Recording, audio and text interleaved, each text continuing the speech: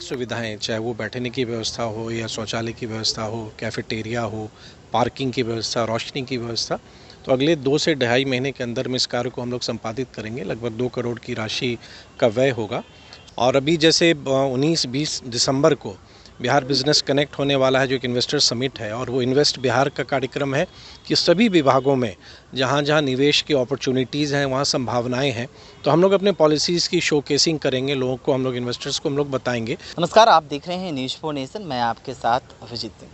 बिहार है जो पर्यटक के क्षेत्र में आगे बढ़ता हुआ दिख रहा है। ऐसे में पटना के जो दीघा घाट है वो आज शिलान्यास भी किया गया। हमारे साथ नीतीश मिश्रा सर हैं जो पर्यटन मंत्री हैं। सर, आज दीघा घाट में क्या कुछ शिलान्यास किया गया? देखिए, मैं तो मानता हूँ कि ये जो अपना गंगा जेपी गंगा पथ है, ये पटना का एक बहुत बड़ा केंद्र हमारे जो पर्यटक हैं उनके लिए उभरता जा रहा है। और यहाँ का जो एक माहौल एकदम अलग है। और ये जो पर्यटन घाट है, तो यहाँ पे जो हमारी वाटर स्पोर्ट्स की फैसिलिटी हैं या बोटिंग की फैसिलिटी हैं, तो सुविधाओं की यहाँ कमी थी।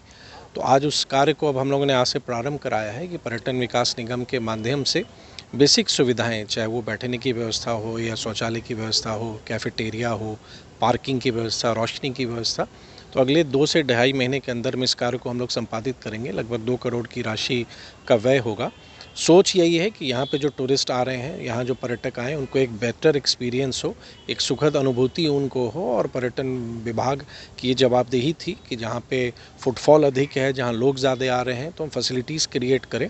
उसी कड़ी में आज ये पर्यटन विकास निगम के माध्यम से ये कार्य यहाँ पर अब आज से प्रारंभ हो रहा है। देखा जाए तो पटना के जो मरीन ड्राइव है यहीं बगल में ही है और ये काफ़ी अद्भुत बनने जा रहा है। जिस तरह से पर्यटन विभाग ने बना रहा है, तो लगता है कि लोग और ज़्यादा जो मरीन ड्राइव है घूमने आएंगे, तो यहाँ पर अपना लोग देखिए, ये जो जेपी गंगा पथ है, इसको लगातार ये पटना का एक प्रमुख आकर्षण का केंद्र है। और न सिर्फ पर्यटन विभाग बल्कि आने वाले समय में आप देखेंगे इंटर डिपार्टमेंट बहुत सारे, चाहे वो आरसीडी हों या वो नगर विकास हों या टूरिज़्म है, तो हम लोग सब मिल के भी पूरे इस स्ट्रेच को ही डेवलप करने की योजना पर सरकार काम करेगी। और एक ये छोटा सा प्रयास आज हम लोगों ने किया है पर्यटन विभाग के माध्यम से, क्योंकि यहाँ पे सर्विसेज चालू थी लेकिन लोगों को कठिनाई हो रही थी, तो वो बेसिक ज़रूरतों को हम लोगों ने पूरा करने का हम लोगों ने निर्णय लिया है। और मुझको पूरा भरोसा है कि आने वाले समय में, क्योंकि इसका पोटेंशियल अगर आप देखेंगे तो बहुत पोटेंशियल है। और ये टूरिज़्म की दृष्टि से पटना का एक प्रमुख, या यूँ कहें कि एक बहुत बड़ा केंद्र बन सकता है। और आने वाले समय में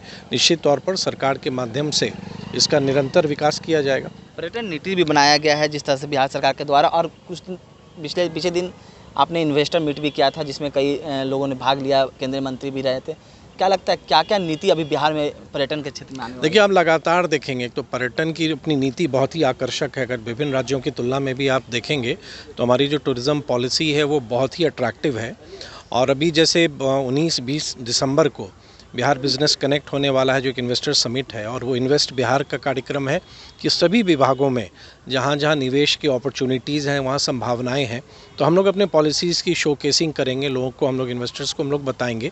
टूरिज़्म एक ऐसा सेक्टर है कि जहाँ पे बिहार एक टोटली अनटैप्ड रहा है, तो बहुत पोटेंशियल है। और यहाँ की जो संभावनाएं हैं वो निजी निवेश के साथ साथ जो सरकार के स्तर पर निवेश है, दोनों के माध्यम से हम एक बहुत बड़ा, हम कह सकते हैं कि बिहार की अर्थव्यवस्था में, साथ ही रोज़गार सृजन में हम बहुत बड़ी भूमिका पर्यटन क्षेत्र हमारा निभा सकता है।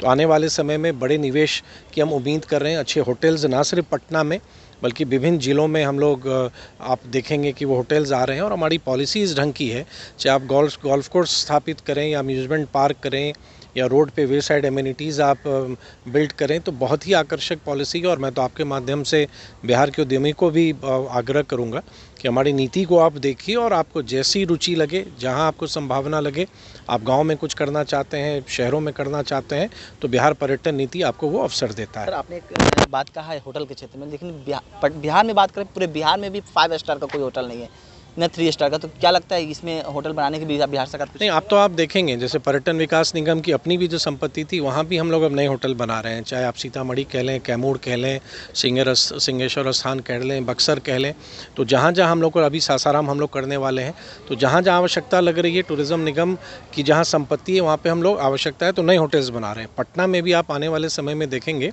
राज्य मंत्रिपरिषद से स्वीकृति मिल गई है, 3 बड़े होटल निजी निवेश के माध्यम से अब आने वाले समय में आएंगे। बहुत जल्द अब अंतिम औपचारिकता रह गई है, वो पूरा होने के बाद पटना में मुझको पूरा विश्वास है कि बड़े ब्रांड के बड़े उच्च स्तरीय होटल आएंगे और हमारी नीति भी इतनी आकर्षक है कि अब निवेशक अपने आप रुचि ले रहे हैं बिहार में। तो आप सुन रहे थे जो पर्यटन मंत्री नीतीश मिश्रा, उनका क्या कुछ कहना था। और वहीं बात करें तो आज पटना का जो दीघा घाट है वो पर्यटक के क्षेत्र में काफ़ी आगे बढ़ता हुआ दिख रहा है। आज शिलान्यास भी किया गया है। इस तमाम खबर न्यूज़ के साथ।